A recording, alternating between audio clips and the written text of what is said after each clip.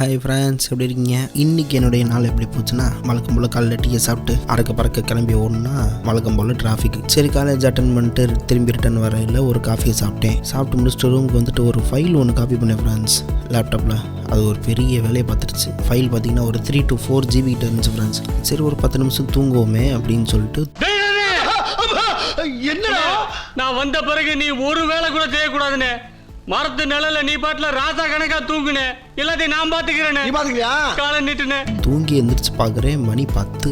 ஐயோ 10 மணி ஆகி போச்சடா அப்படின்னு சொல்லிட்டு எந்திரிச்சு அறக்க பிறகு லேப்டாப் ஸ்க்ரீனை பார்த்தா அங்கே தான் ஒரு ட்விஸ்ட்டு. என்ன நடந்திருக்குன்னு நீங்களே பாருங்கள்.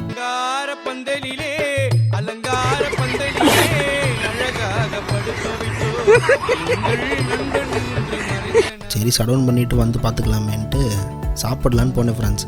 இன்றைக்கி நம்ம போன பிளேஸ் வந்து ராமபுரத்தில் உள்ள மந்தி ஹவுஸ்.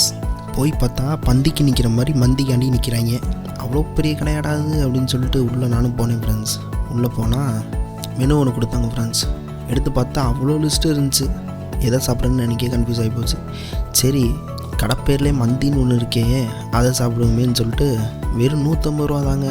வேறு லெவல் பார்த்துவோங்க. அன்லிமிட்டடாக என்னாலே சாப்பிட முடியல, பாதி வச்சுட்டேன். அதுலேயே நான் என்ன சாப்பிட்டேன்னா மந்தியும் ப்ரானும் தாங்க சாப்பிட்டேன். அல்டிமேட், உண்மையிலே வேறு லெவல். அது மட்டும் இல்லாமல் நிறைய வெரைட்டிஸ் இருந்துச்சுங்க. சீ ஃபுட்டு, அந்த இது மட்டன், அது இதுன்னு என்னென்னமோ இருந்துச்சு. இன்னொரு நாள் கண்டிப்பாக பகலில் வந்து ஒரு கட்டிடுவோம் அப்படின்னு சொல்லிட்டு பில்லை செட்டில் பண்ணிட்டு வந்துட்டேங்க.